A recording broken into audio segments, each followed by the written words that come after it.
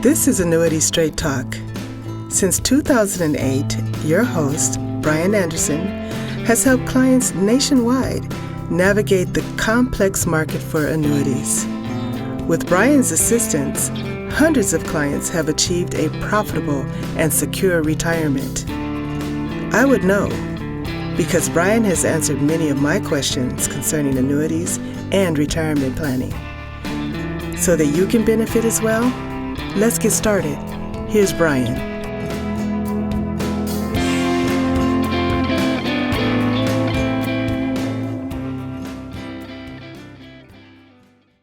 Hello and welcome everyone to the Annuity Straight Talk podcast, episode number 65. Got a bit of a different backdrop this time. And I took a week off last week because I've been traveling, do kind of an annual trip with a couple of friends, and it's been a lot of fun, but the distractions being what they are, I did not get all the work done that I wanted to. I kept in touch with everybody. Did get a chance to, keep on top of pending business and things like that. So if you need something, I am definitely here. You got to schedule an appointment or wait a little bit for a call back. But as far as the creative side of things, I've been out pursuing content, if you will, living my life and enjoying things. But for about the past 2 weeks, and this is before you guys will see it, but I've been in Kansas hunting deer at a friend's ranch, kind of an annual tradition that goes back to 2011. Reminds me of my days of guiding in Alaska for a couple of reasons. So my friend Dave, who owns the ranch, he's an incredible guy. And I met him when I worked in Alaska, more, 20 years ago or so. For anybody that knows me well knows that my beginning in the financial career kind of overlapped with doing that, because fishing in Alaska as a guide, you can do it for a few weeks or a few months, a year. And kind of one of the things that I did, for the first few years is I'd go back to Alaska. But we became friends. And one of the things about Dave is he, he's got the money to take the expensive trips, but he kind of wants to know how to do things. And so we became friends because he thought, we got along really well together, had a lot of things in common. And he wanted to, hey, maybe I'll just go on trips with you rather than just pay for this fancy place. Anyway, so we did a lot of that stuff over the years. And I remember, 12 or 13 years ago, whatever it was, he had said, I talked to him about how I like to hunt whitetail deer, and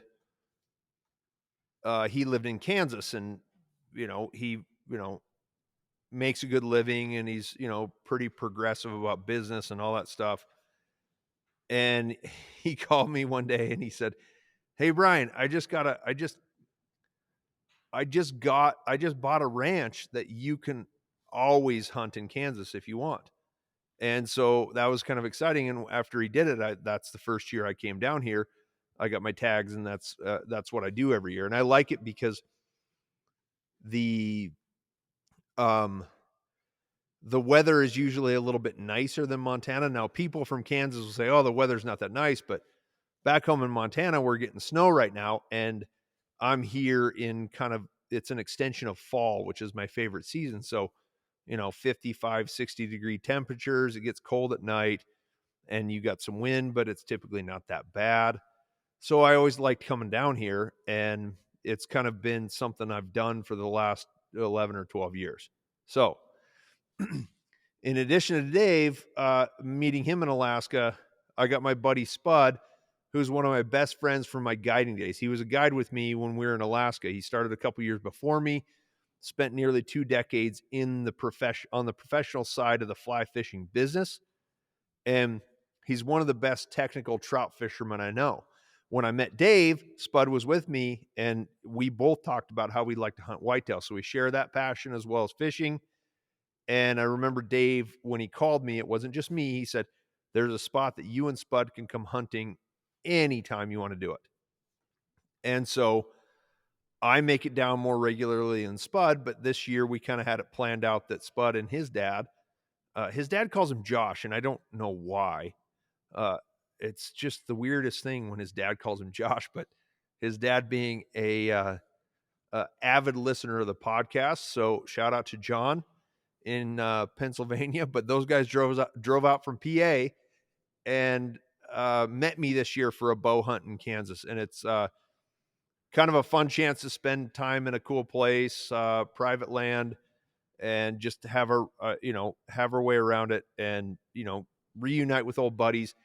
And it brings up a lot of really good memories when I think about Dave, who owns the ranch, and Spud, who was my best friend from guiding days. It it makes me think back to those times that really got me where I am today, and kind of got me to think and imagine and try to do something with my life that was productive, while still being able to, revisit the things that I really liked to do as a kid. So, um, this trip in particular kind of gave me a specific idea based on something I've seen in the, throughout my financial career, and, something that's kind of come up several times in the past few weeks. Um, and because Spud, my guiding buddy, is going to know exactly what I'm talking about as it relates to fishing in Alaska, I ran it by him, and then John, his dad, being an avid listener, thinking, so I had like a little focus group this past week, and I thought, oh, I'm going to tell you guys what I think. And this is why I did it. And I should have done it last week, but I didn't, so I'm doing it a week late. Takes me a while to collect my thoughts and try to present it in the right way. So I'm going to start with talking and telling the stories now. Back in, if you want to look it up, the best annuity training possible, I don't know, maybe it was episode 43 or something like that, where I talked about how guiding in Alaska taught me to communicate with people of retirement age when I was very young. And that I consider to be very, very, very good training.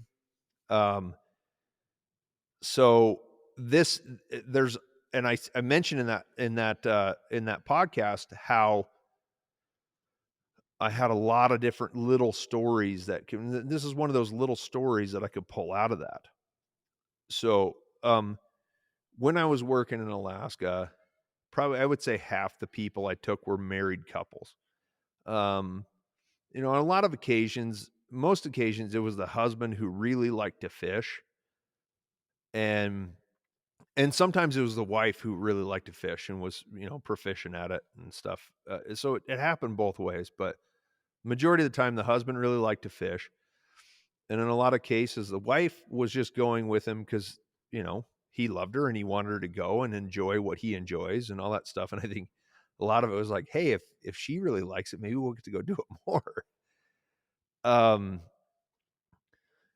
but on those trips, like we'd sit there and, I'd be in the middle of the boat rowing it down the river, and I'd put the husband in the back. I'd put the more experienced fisherman in the back because you can't necessarily see what they're doing, but you trust that they kind of know enough. They can take slight directions in either path. And so let's just think for a second. We're doing a specific example where we got a pretty good fisherman who's a husband, he's in the back, and the wife, who is a novice, in the front. Well, a lot of times, and I know this based on, me getting a divorce right now, and I think a lot of people would agree that sometimes it's hard for husbands and wives to communicate passions to each other in different things. And it's really tough for a husband to teach a wife to fly fish. And I know that for a fact. So the wife would get frustrated because the husband's sending her information from the back and trying to tell her what to do, and he's not worrying about his own fishing. And again, think about, we're in Alaska, and I know this fishing, and I don't care if you're a hot shot saltwater fly fisherman and you catch bonefish left and right when you go to the Bahamas, or you're a bass fisherman on the pro tour. When you go to Alaska, it's different. It's a different area. It's a different type of thing. even though you're a great fisherman, it takes a different type of direction. So some of those guys would sit in the back and they might be really, really good smallmouth bass fishermen from Missouri or wherever, but they're trying to impose that type of knowledge on their wife who's trying to learn to fly fish in Alaska. And there would be a point in time where you could sense a little bit of frustration between the two.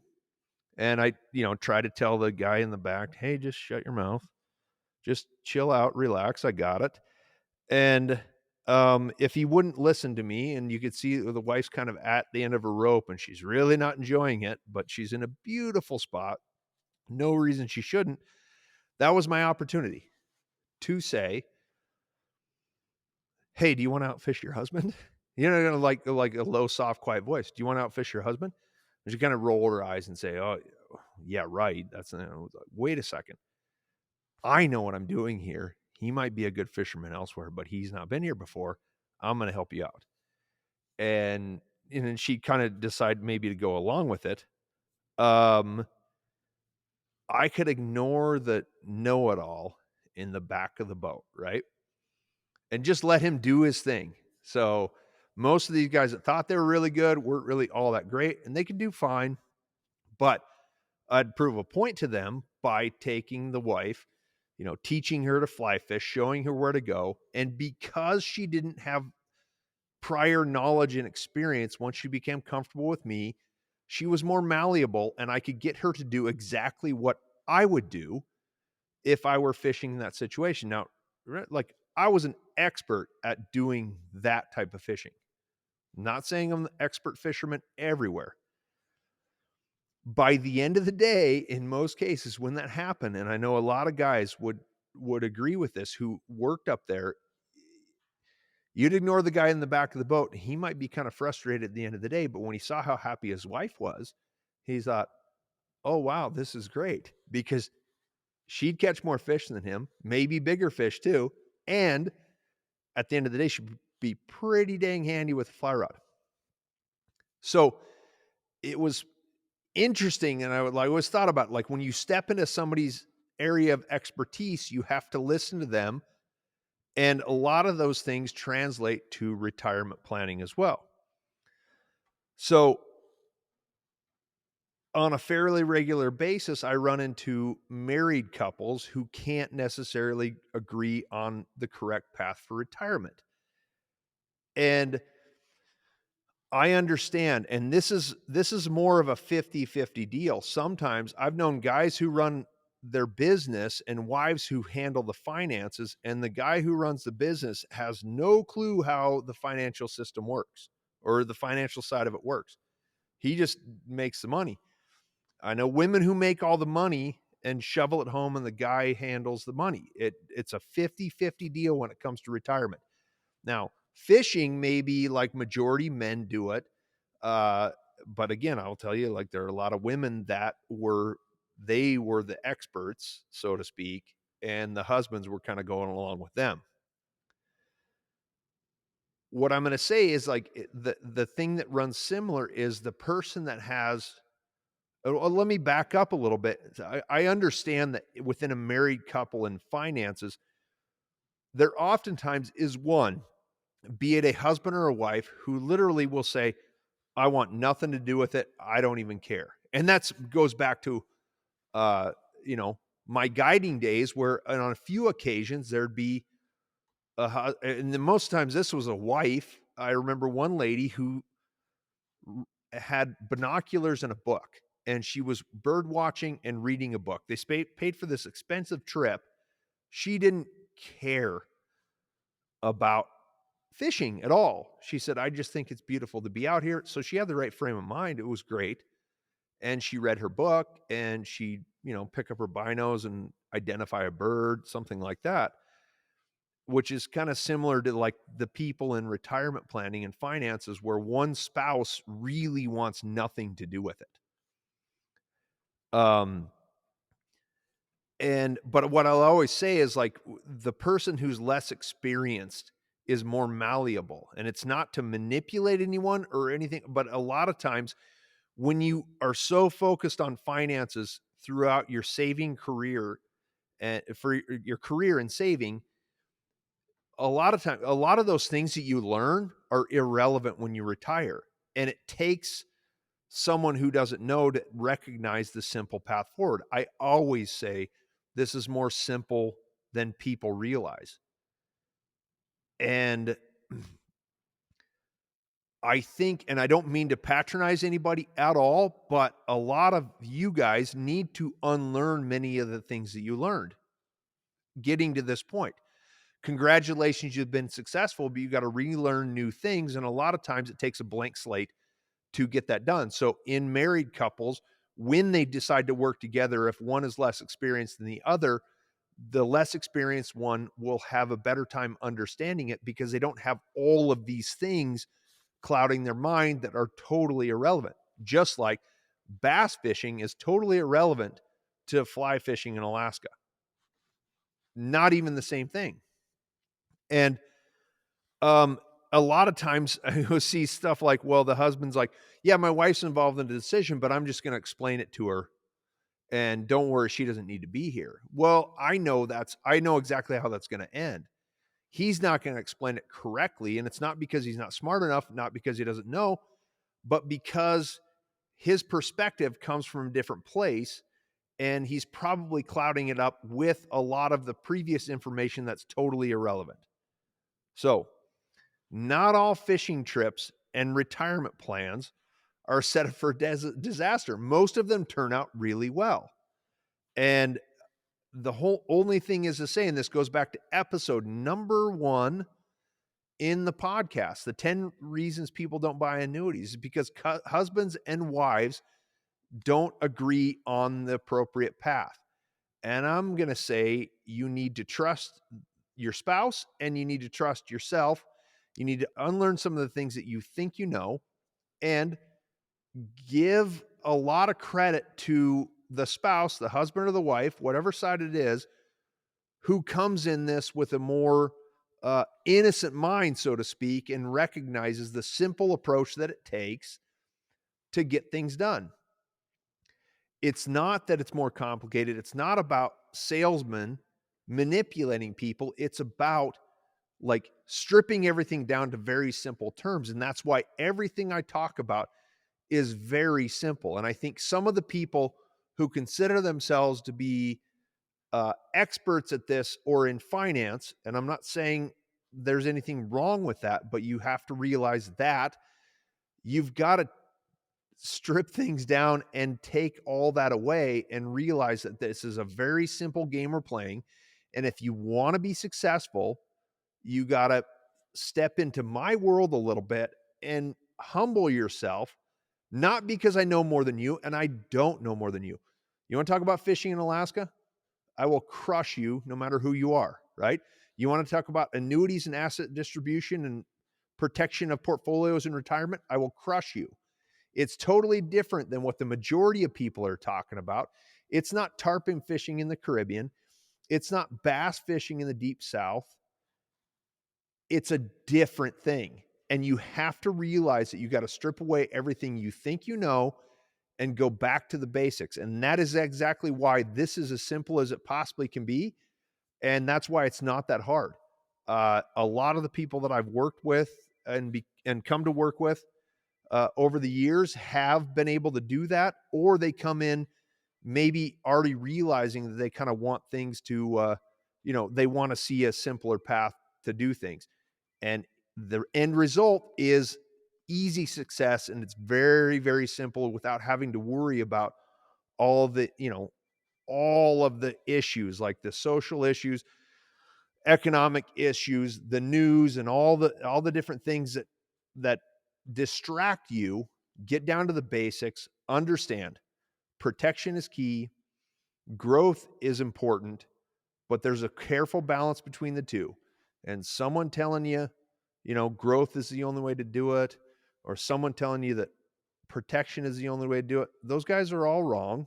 And it's going to come down to what you want. But again, take it back and take it to the simplest form, and you will be successful. Just like if I took you fishing in Alaska, forget everything you ever know, do what I say, and you'll be just fine.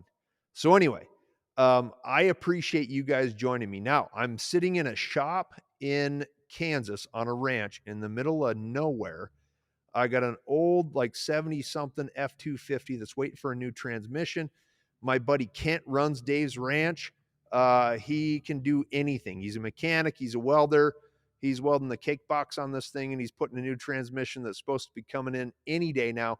I thought it was a cool backdrop just to, present this topic and keep in touch with you guys. Sorry I missed a week, but here we are.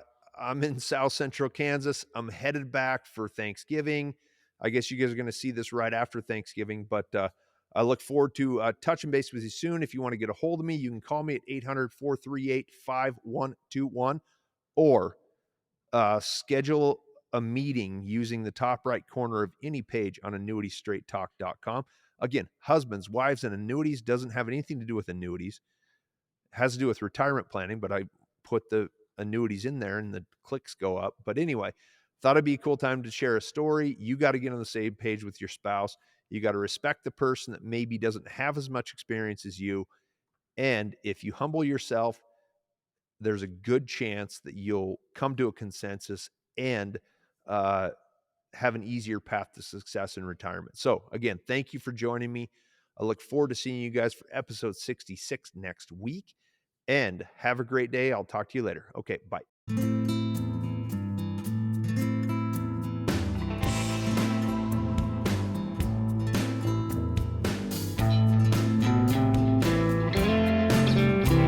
You have been listening to Annuity Straight Talk. The preceding information is for informational and educational purposes only and does not represent tax, legal, or investment advice.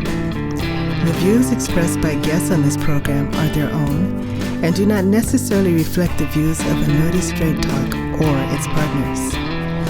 No information presented today should be acted upon without meeting with a qualified and licensed professional.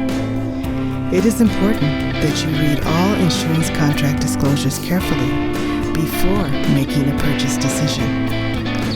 Guarantees are based on the financial strength and claims paying ability of the insurance company.